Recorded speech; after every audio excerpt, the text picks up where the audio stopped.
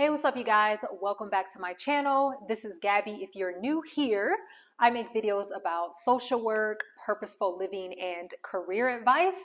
So if you're interested in any of those, you are definitely in the right place because my channel is the go-to place for these topics. And this year, I really want to get deeper into my area of purposeful living. Now more than ever, it's important for us to talk about how we can find a life with more purpose and more alignment. We're living in strange times, which is causing a disconnect, in my opinion, between who we all are on a deeper level, because I am one of those people that really believes that we're all put on this earth for specific reasons, and we all have specific skill sets that make us the best person to solve certain issues that are happening. I think we all have purpose in our life and a reason for being. And I want to start talking more about this because I feel like I'm always on a search for what my purpose is at any given time, any given season in my life. So because this is a part of my journey, I assume that it's also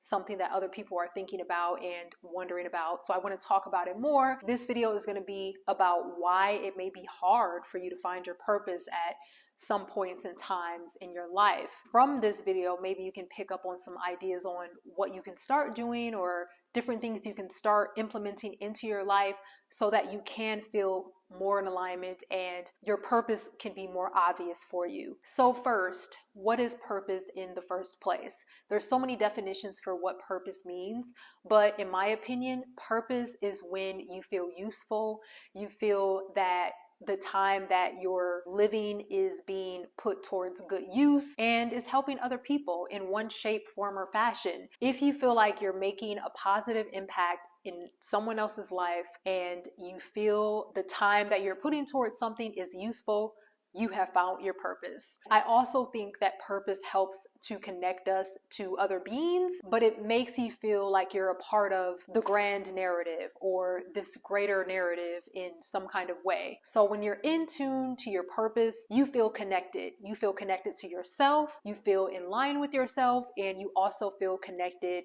to society. I also think purpose puts you in a certain flow. It allows you to spend your time in a way where you kind of get lost in what you're doing. One way I can really know when I'm like living my purpose or doing something that is aligned with my purpose is when I forget to check my phone or I forget to check my email or my Instagram inbox. If I go like a whole day and I don't even think about that, I know that whatever I'm doing is what I'm meant to be doing. And of course, social media can be a positive and it can also help to connect us to our purpose because through social media, we can learn about what other people are doing and perhaps we can get ideas from other people on what could potentially make us happy. So for example, let's say you go to YouTube and you watch a video of someone who is raising chickens and there's a spark that just ignites in your mind and you're like, wow, I feel like my purpose in life could potentially be to raise chickens too. That's a really weird example, but you get my point. Social media isn't always a bad thing, but I think sometimes we can get lost in it and it can disconnect us from our purpose and from what we're supposed to be doing. And we'll talk about social media a little bit later and why that could sometimes make it hard for us to find our purpose. In the meantime, before we go into that, I want to talk about how societal expectations can impact you living a more purposeful life. In our minds, we have this idea or this roadmap around how our life is supposed to go,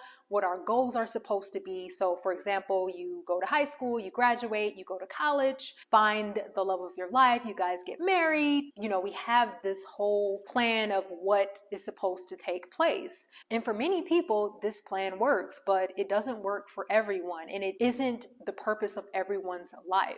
For example, when I graduated from college, I went and lived in South Korea for 2 years as an international teacher. And I truly believe that that was a part of my path. And I think the skills that I learned there helped me to better fulfill my purpose and help me with the work that I'm doing today.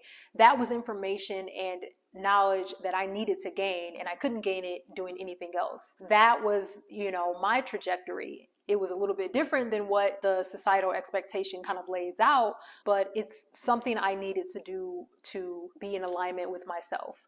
And for you, it may be something else. Sometimes we can get really caught up into what society deems as the right path and the right steps that we should take, to the point where we forget that we're unique individuals. So we have to understand that we have our own journey in life, and that yes, it makes things more difficult when you don't have a roadmap to follow, but that's a part of the fun of life, figuring out what our unique roadmaps are. Following these societal rules or societal pressures instead of listening to our own hearts can make it difficult to live a purposeful life. So when you're making big decisions or you're trying to figure out what the next step in life is for you, make sure you ask yourself before you take that step why you're taking it. Is it because you genuinely think that it's aligned with your passion and your purpose, or is it because your parents said that you need to do it, or your professor said you need to do it, or whoever? And remember, sometimes we put societal pressures on ourselves. It's not always coming from externally. If we are used to seeing life roll out a certain way for everybody else, we may internalize that and feel that that's what we need to do as well. So before you make big life decisions, just make sure you're asking yourself why you're making those decisions. Is it because it's aligned with your purpose and really what you feel you're supposed to do and that you're destined to do? Okay, so another reason it may be difficult for you to find your purpose, going back to social media, getting distracted by the white noise or the social media technology clouds. I really look at social media technology, the internet, as like a cloud that tends to engulf us, to where sometimes we really can't see on the other side of it because it's such a huge part of our life and our ecosystem. And this is all done on purpose, right? Because the creators of technology and social media, they want to make sure that we are continuous customers and we're continuing to use their products. So it's meant to engulf us and to take a lot of our time and our mental space, right? Like that's all a part of the plan. So like I said before, it's not all bad. Social media and technology can be a very beautiful thing, but we have to make sure that we use it as a tool and not something that we mindlessly involve ourselves in. It can get to a point where we're no longer using social media, but where social media and the creators of social media are using us. So just be aware of the hold that social media can have on our minds and how it can literally remove that mind-body experience that humans are supposed to have, right? Like our minds and bodies are supposed to be deeply connected with one another, but if our minds and our bodies are in two different places, that can be hard to do. Our bodies are here in the here and now wherever we are. Like for example, I'm sitting in my living room. This is where my body is, but if I'm constantly on social media or engaging in technology like Netflix or Hulu, my mind is there. So it just causes that disconnect and that misalignment that makes it hard for us to connect deep with ourselves and figure out what our purpose on this earth actually is. So I would encourage folks to make sure that they're doing other things in their lives that's totally separate from technology. Something that allows you to use your hands or allow you to be more tactile, something that connects you to the world around you in some kind of way, something that's more analog. So whether that's like coloring in a coloring book, painting on a piece of paper, doing a puzzle, doing some gardening, walking outside, whatever that is that can help you to feel grounded, I think it can just give you that mental space and capacity to discover what your purpose is. And also during the pandemic, I believe wholeheartedly that internet addiction is at an all-time high.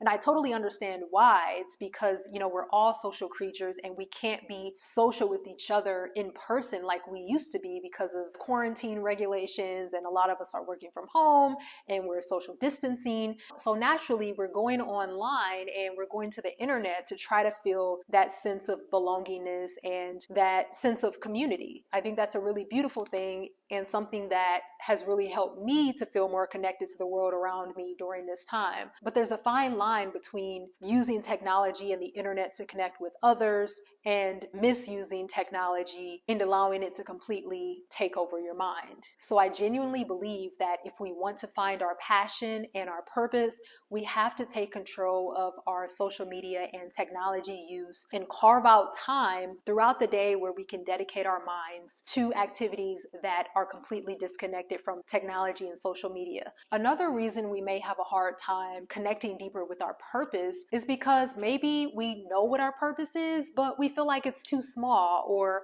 oh, this can't be my purpose because it's not grand enough. I can only speak for the United States because I know that all countries and cultures are different, but in the US, we have a very big celebrity culture. Sometimes I feel like the main mission that a lot of us have, or that society kind of pushes on us to have, is that we should want to be celebrities or like people who are celebrated by millions. People assume that if your goals aren't big enough to provide you with some celebrity from society at large, that your goal isn't big enough, or that you should go back to the drawing board and come up with a bigger dream. I kind of feel like these days we're all doing like this popularity contest, and if our desires don't equal more popularity, then they're not worthwhile and we need to dream bigger. I don't think anybody should decide what their purpose is or how they want to spend their time based on how it fits into celebrity culture. We shouldn't allow anyone to place value on our purpose. Just because millions of people don't see value in what we want to do with our time, it doesn't make it any less worthy. So if you already have an idea of what you want to do with your time, but you don't think that others will find it worthy enough for one reason or another, don't allow that to stop you from doing what you want to do and doing what is in alignment with you. Yes, we all want our purpose to make a difference in this world, but whether that difference is big or small is very subjective, and it depends on who you ask. Who's to say that having the dream of writing a book and getting it published for millions to read is more meaningful than having the dream to be a stay-at-home mom of 3 children, for example? At the end of the day, it's all about what feels in alignment the most. Another thing I feel like could be getting in the way of us finding our purpose: depression and anxiety. I mean, we shouldn't deny the fact that depression is at an all-time high right now. It's a reality, and we're living through some very challenging times. And depression can create a lack of motivation, a lack of meaning, and the things that maybe you've always enjoyed no longer feel worthwhile anymore, and you just can't bring yourself to do it anymore. It can also make you feel disconnected from the world around you. So as you can imagine, if you have these kind of symptoms, of course, you're probably not going to feel purposeful, or you're not going to have an idea of what your purpose is, because you're more likely to find your purpose if you feel connected to yourself and the world around you. So if you think that you're struggling with depression, anxiety, or any other mental health issues, I definitely advise you to seek help, whether that's family, a religious leader, a therapist, whatever you have the resources to do. It's so important, and I think a lot of us are in denial about the mental health challenges that we may be going through. It is kind of taboo, and especially in minority communities, it can be stigmatized, but don't deny it, like it's in your best interest to get some help and to try to find people who can help you to get through it. We're all going to have our ups and downs. That's just how life goes. But if you're someone who's been down for a very long time, for months on end, and you just can't find a way to feel a sense of joy, contentment, or connection to life, that's when it's time to try to get some help. And don't feel ashamed about doing that. Like I mentioned, times are crazy right now, and all of us could benefit from some kind of help and support during these times. For some of us, it's seeing a therapist. For some of us, it's getting deeper into religion, getting deeper into art, or it may be a combination of all of these things. But I think any steps that you can take to feel more whole is going to be a big benefit. And it's also going to put you on a path to discovering your purpose. Okay, so lastly, I think another reason it may be difficult for people to really discover what their life purpose is because we look at the word purpose and the grandness of it, and we feel that it's supposed to be this euphoric concept. We feel that, when we're living a life of purpose and full alignment, that means that we're going to wake up every day ready to go, feeling energized and joyful and happy and beautiful, and the flowers are blooming and there's butterflies. No, even if you're living your purpose, you're not going to wake up every day like that. There's going to be days where you want to push snooze on your alarm clock, and there's still going to be hard times. And, living your purpose and doing purposeful work is still going to be challenging. It's not going to be easy just because it's your purpose. And I think any social workers out there watching can totally agree with this. If you think that you found your purpose, but it's not always easy, or sometimes it's a struggle, I just want to remind you that it may well be your purpose. It just may not be easy. You can tell if something's your purpose because even if it's tough, it's still worth it, and it's still something that you want to come to every day and put the work towards. All right, I hope you guys enjoyed this video. I hope it gave you something new to think about, a different perspective. I am just addicted to these kind of topics. I love having these kind of conversations, and I hope you all enjoy it as well. If you have any questions or just thoughts that popped up while you were watching, please leave them in the comment section. And on that note, I will see you all in my next video. Talk to you then. Bye-bye.